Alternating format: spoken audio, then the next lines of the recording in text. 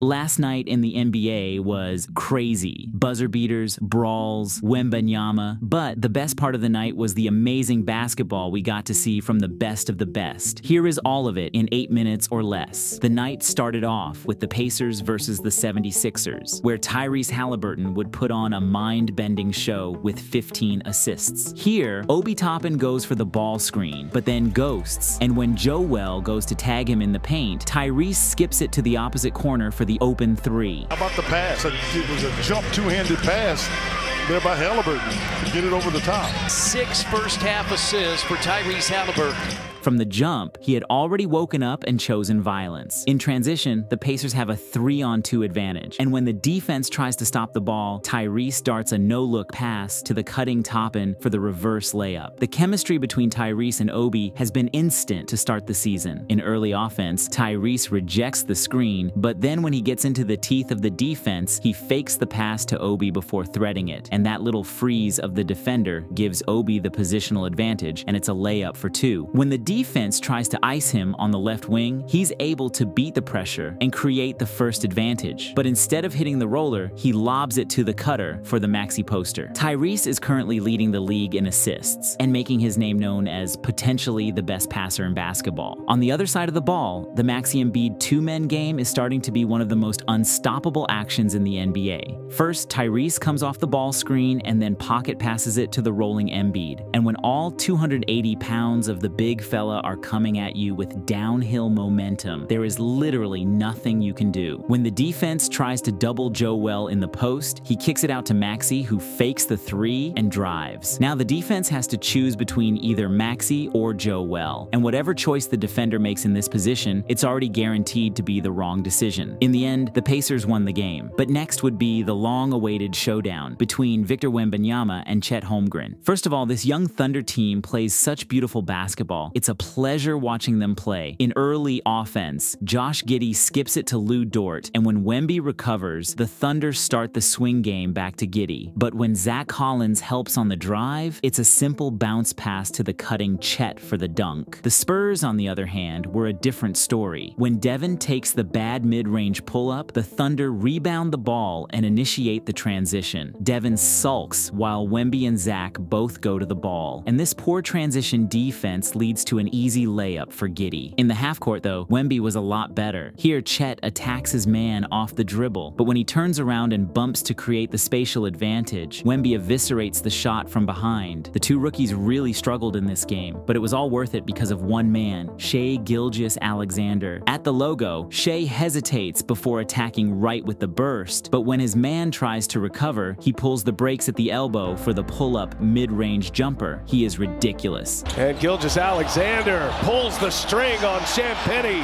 one of the great emerging superstars in this game, Stan. No question. A true MVP candidate. And when the defender overreacts to his blow-by ability, Shai counters by shaking him before stepping back for the Rainbow 3. Back in the day, Shai and I actually used to run basketball camps together. His game was almost an exact replica of Dwayne Wade's back then. But to see him get to this level is so beautiful that it brings a tear to my eyes. All I can say is God is good, and Shai Gilgeous-Alexander is a killer through and through. Warriors versus the Wolves started off in a brawl, but ended up in a thriller. Here, Anthony Edwards misses the 3, but instead of boxing out McDaniels, Clay grabs and pushes him. McDaniels doesn't appreciate this, so he retaliates, and the two start pushing and shoving each other all the way down to the half-court line. Rudy Gobert comes in to try and break up the situation, but then Draymond comes out of nowhere and puts him in a headlock. Wow. You've got a full-on fracas going on, and Draymond was called for a flagrant foul. McDaniels, Clay, and Draymond get ejected, and Steph is out with knee soreness. But the Warriors don't fold. Led by the rookie Podziemski, the Warriors actually lead most of the game. And right before the end of the quarter, Podziemski steals the ball off the rebound and then escapes to the three-point line, only to then turn around and bank the 3. Podziemski steal. 2 seconds. He throws up a 3. He backed it in. Is Podziemski. Are you starting to understand why everybody likes this kid?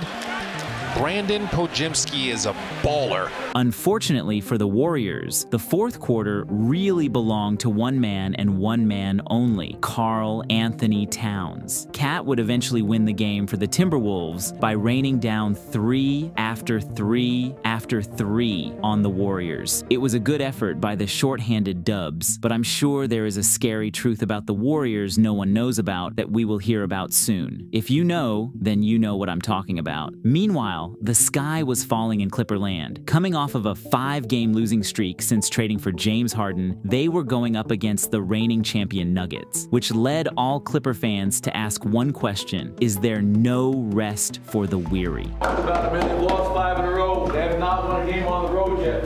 We don't lose at home. Right, jump on them. We know we're getting a desperate team. Jump on them, win the first quarter. But Paul George was determined not to let the Clippers lose this one. Here, the Clippers swing the ball to Russ. Paul George sets a down screen for Kawhi and immediately enters into some screen-the-screener action. When he gets the ball at the top of the key, he could pull up, but instead he chooses to drive and attack Jokic for the high layup finish.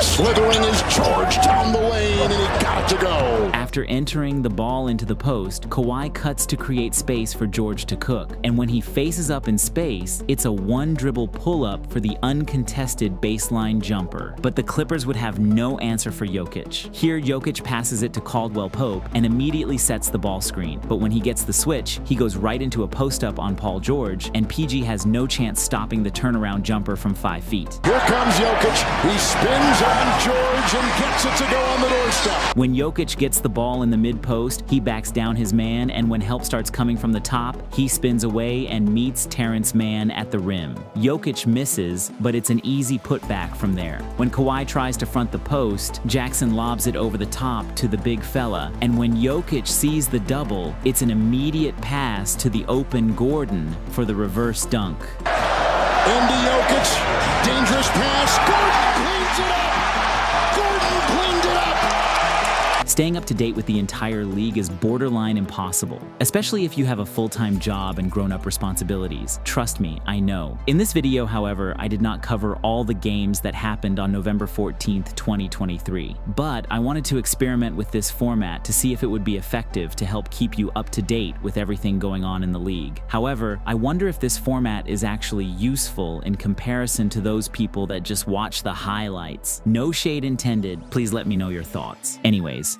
wherever you are in the world, be the GOAT of that moment. Stay goated.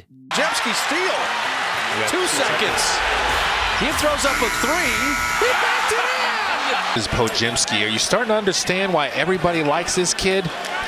¹ is a baller.